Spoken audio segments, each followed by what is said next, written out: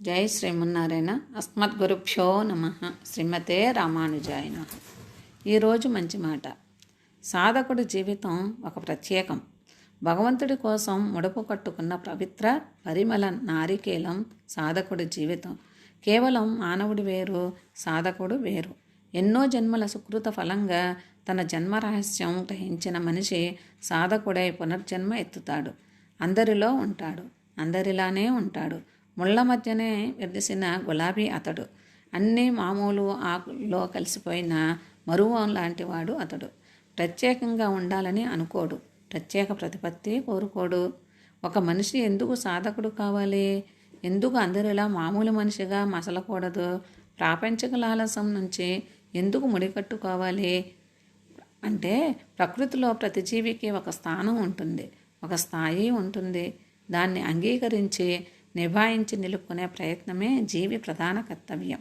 సహజ జీవన గమనం కూడా మనిషి తప్ప మిగిలిన జీవరాశులన్నీ ఆ నిర్దేశిత నియమాన్ని తూచా తప్పకుండా పాటిస్తున్నాయి. నియమభంగం చేయాలన్నా, చేయొచ్చన్న ఆలోచన కూడా వాటికి రాదు. అయితే ఒక జీవి ఒకటే అయిన నిర్మాణం వేరు, మనోస్థాయి వాటికి లేదు.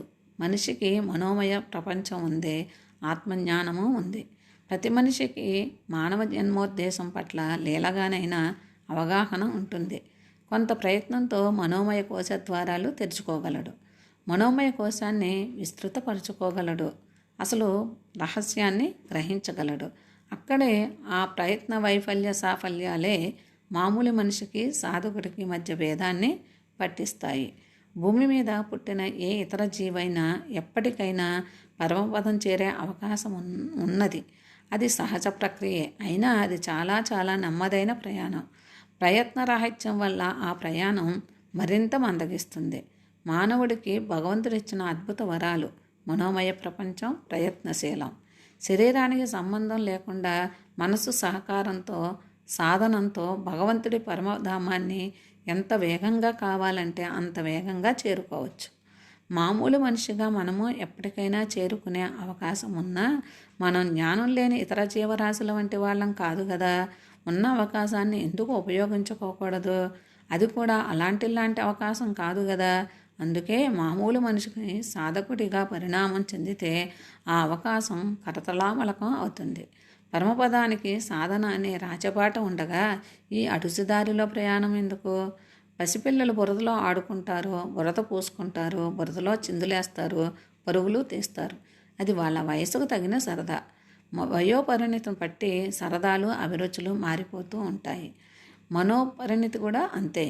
అమృతాన్ని కోరుకోవలసిన స్థాయిలో మురుగునీటికే అరులు చాచకూడదు కదా. సాధనకే వేసే మొదటి అడుగు నుంచి మనకు అయాచితంగానే భగవంతుడి సహకారం, ఆశీర్వాదం లభిస్తాయి. చాలా అరుదుగా తప్ప ప్రాపంచిక సాధనలో ఆ అవకాశమే లేదు. ఎవరి సహకారము ఉండదు. వాళ్లకు ఏదో ఒక ప్రయోజనం ఉంటే తప్ప. భక్తి తప్ప మరో పెట్టుబడి లేని ఈ అద్భుతమైన వ్యవహారం, నష్టం ప్రసక్తే లేని ఈ దేవుడితో ప్రేమ వ్యాపారం ఎంత అభిలషణీయం! ఈ కొత్త దారిలో పరంధామానికి దారి తెన్ను తెలియక తికమక పడకూడదని భగవంతుడే ప్రేమతో సాధన అనే రాజబాట వేశాడు. మార్గదర్శిగా ఒక గురువును కూడా పంపాడు. గురువు వేలు పట్టుకుని దర్జాగా, ఆనందంగా నడిచిపోవటమే మన పని. జై శ్రీమన్నారాయణ. శ్రీమతే రామానుజాయ నమః.